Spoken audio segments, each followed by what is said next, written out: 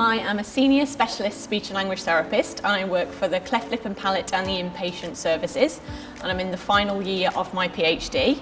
And I've worked at BWC for almost 10 years. My current job role is I'm an advanced physiotherapy practitioner. I work mostly with orthopaedics, but also for outpatients physiotherapy for musculoskeletal problems.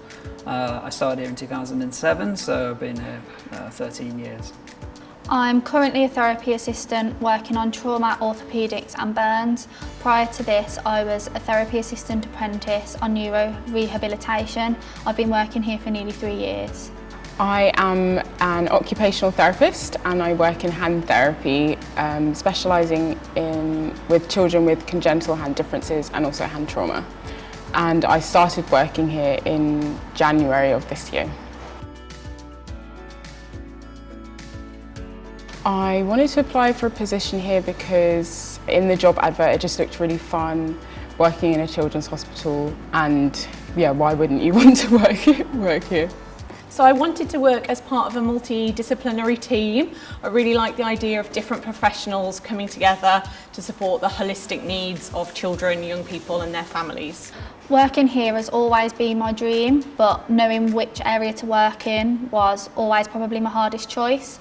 So when I saw it come up that there was an opportunity to become a therapy assistant apprentice, I thought I'd be able to learn new skills and then develop. When I was working, rotating between adults and paediatrics, when I did my rotations towards paediatrics, I kind of found out that that was the area that I really wanted to do. So coming to BCH, you can really focus within an age group, but within each age group you've also got a multitude of different specialities and conditions and areas that you can work in, so there's just such depth that you can go into. Once you start working specifically in paediatrics, I learn something new every week still.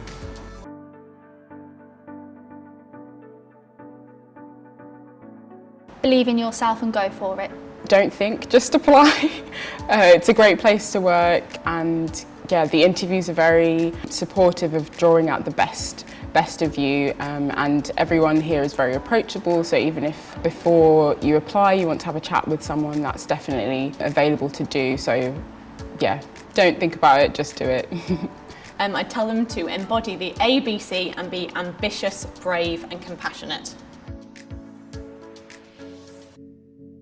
The thing I love most about my role is probably making a difference, working with the children and the families, doing lots of rehabilitation. That definitely makes me go home every day with a smile on my face. I love being able to just make a difference with children, especially the babies when they come in to treat. One of my specialities is with club feet, so congenital talipes, equina varus. So the physiotherapists take a lead role in that, in the casting and the management of the splints after a small surgery is performed. So being able to see the babies come in from feet that wouldn't be usable in terms of walking, that you can have them out and then they're off playing football and things like that as well, so it's really rewarding. So communication and safe eating and drinking is central to the quality of our lives, and I think as speech and language therapists we can give a voice to people, whether that's through speaking, using sign language, using communication aids that they can then use to express themselves out in the world. It sounds very cliche, but every day is just very different because I'm working with 0 to 18-year-olds, so in the morning I could be seeing loads of babies and making lots of really small hand splints for babies, and then in the afternoon seeing like big burly 18-year-olds who've had horrific traumas from rugby or something like that. So yeah, every day is different, and I'm seeing lots of people from diverse backgrounds, and yeah, it's just fun and interesting.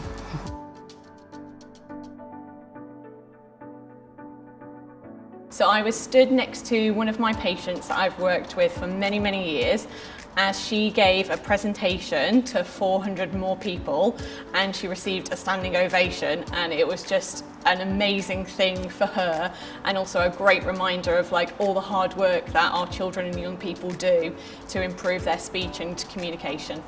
I've been quite proud that within the last year or two I've been able to work towards independent prescribing rights. So as I work on the wards, I'm able to aid towards discharge in terms of changing medications, prescribing them for discharge, so that we can make the process as seamless as possible as well.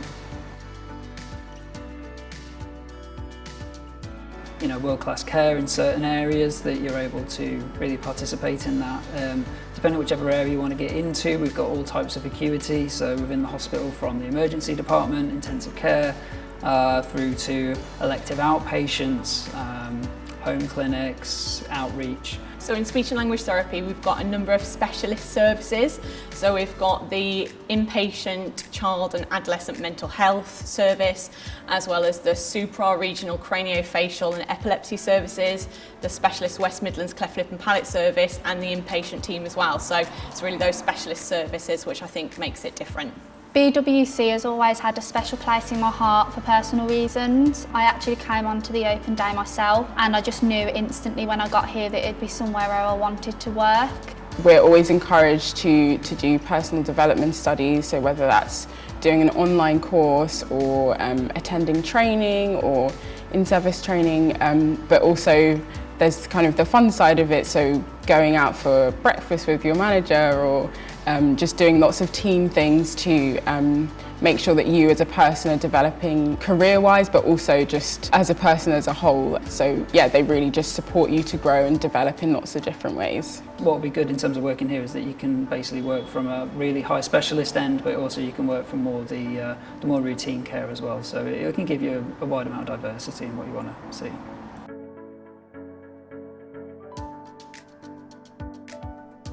It's definitely got to be singing, although I don't think the teenage lads appreciate me singing Twinkle Twinkle Little Stars to them.